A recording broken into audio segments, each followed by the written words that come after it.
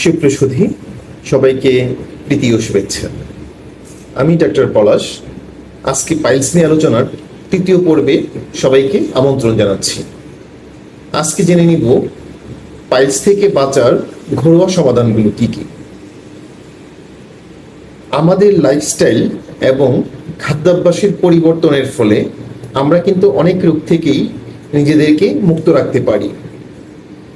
বদ খাদ্যাভ্যাস এবং বদ লাইফস্টাইলের কারণে আমরা আমাদের অজান্তেই অনেক জটিল এবং কঠিন রোগে আক্রান্ত হয়ে যাই। তেমনি পাইলস রোগের ক্ষেত্রেও কিন্তু আমাদের কিছু বদ খাদ্যাভ্যাস এবং বদ জীবনযাপন দায়ী। তো চলুন আজ জেনে নেওয়া যাক আমরা কিভাবে আমাদের খাদ্যাভ্যাস পরিবর্তন করলে বা কিভাবে আমরা আমাদের প্রতিদিনের জীবন প্রণালী পরিচালিত করলে এই পাইলস থেকে মুক্ত থাকতে পারি। পাইলস হওয়ার অনেকগুলো কারণ থাকে, তার মধ্যে সব থেকে প্রধান এবং প্রথম যে কারণটি সেটা হচ্ছে কোষ্ঠকাঠিন্য। তাই প্রথমেই আমাদের সচেতন থাকতে হবে খাবার দাবারের ক্ষেত্রে। বেশি তেল, চর্বি, ঝাল, মশলা এই জাতীয় খাবারগুলো বর্জন করতে হবে।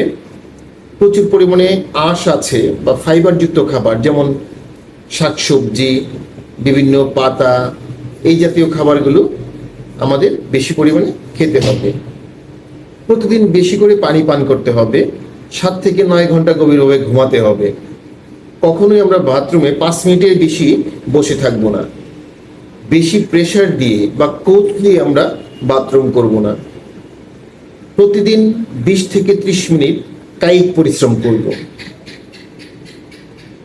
প্রেগনেন্সি অবস্থায় বিশেষ যত্নশীল হব। যাদের পাইলসে ব্যথা হয় তারা শুধুই প্যারাসিটামল খাবো, কখনো আইবুপ্রফেন জাতীয় ব্যথানাশক আমরা খাবো না, কারণ আইবুপ্রফেন জাতীয় মেডিসিনগুলো আমাদের কোষ্ঠকাঠিন্য বাড়িয়ে দিতে পারে। এছাড়া আমাদের ব্যথা কমানোর জন্য আরও 2টা সহজ সমাধান রয়েছে। সেটা হচ্ছে, একটা বলে কিছু কুসুম গরম পানি রেখে সেটাতে আমরা কোমর থেকে নিতম্ব পুরোটা চুবিয়ে বসে থাকবো 5 থেকে 10 মিনিট। এভাবে সকাল, দুপুর, রাত্রে 3 বেলা করলে ব্যথা কমে যেতে পারে। পাশাপাশি আরেকটা বিষয় আমরা ব্যবহার করতে পারি ব্যথা কমাতে, সেটা হচ্ছে একটা পরিষ্কার কাপড়ের টুকরোতে বা রুমালে কয়েক টুকরো বরফ পেঁচিয়ে আপনার রেকটাম বা পায়ুপথের যে ফাটা মাংসগুলো বা পায়ুপথের যে জায়গায় ব্যথা হচ্ছে সেই জায়গায় আপনি সেক দিতে পারেন 2 থেকে 3 বার, তাহলেও আপনার ব্যথা উপশম হবে।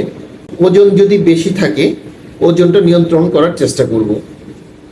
এই নিয়মগুলো যদি আমরা ফলো করতে পারি তাহলে আমরা পাইলস থেকে নিজেদেরকে মুক্ত রাখতে পারবো, বা যাদের পাইলস রয়েছে তারাও আমরা অনেকটাই স্বস্তিতে জীবনযাপন করতে পারবো এবং এই রোগ থেকে নিজেদেরকে মুক্ত রাখতে পারবো। পরিশেষে সবাই ভালো থাকুন, সুস্থ থাকুন এবং পাইলসের 4র্থ পর্ব দেখার আমন্ত্রণ জানিয়ে আজ এখানেই বিদায় নিচ্ছি।